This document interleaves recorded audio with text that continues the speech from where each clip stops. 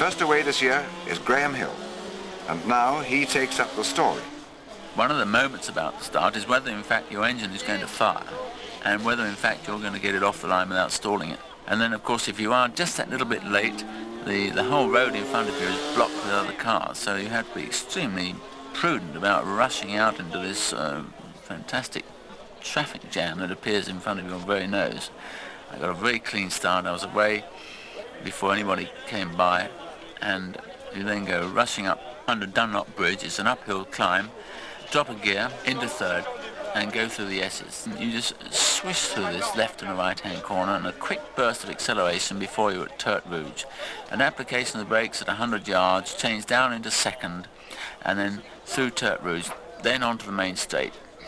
It undulates slightly and there are kilometre posts all the way along.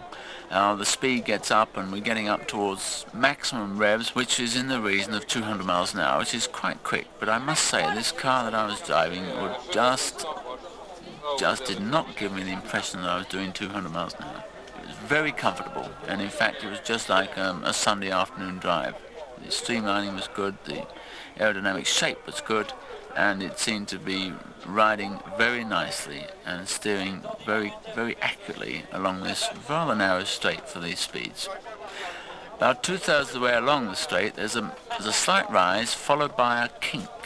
After this kink there comes a fairly steep rise, and you come over the crest of this rise, and with a light load of fuel the car does in fact, the rear wheels do in fact just leave the ground, and that is about 500 yards before the corner.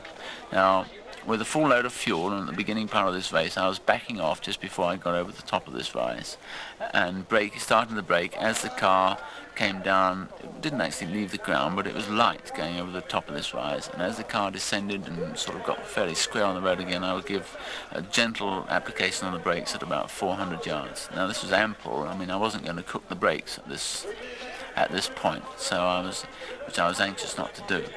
So I was braking rather gently and then down into Mulsanne, where I put it into first gear. I personally don't like going down through the gearbox, as I think A, it's a lot more work, and B, it puts a lot of extra reversal loads on the transmission and engine.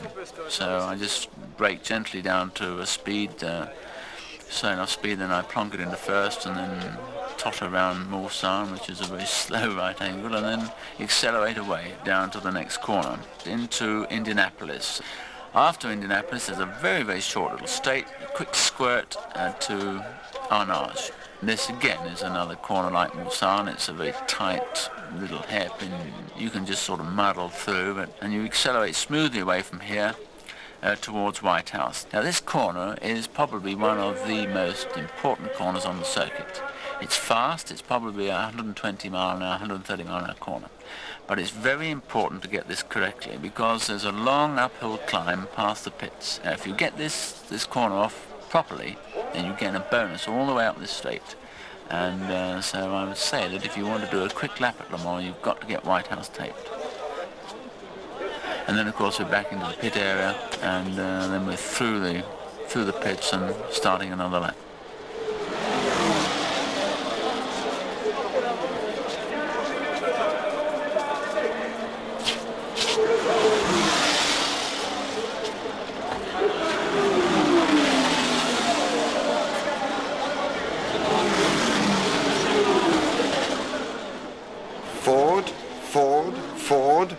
Ford, Ferrari, Hill, Gurney, Whitmore, Bucknam and Parks. The 24-hour war of attrition has already set its pattern.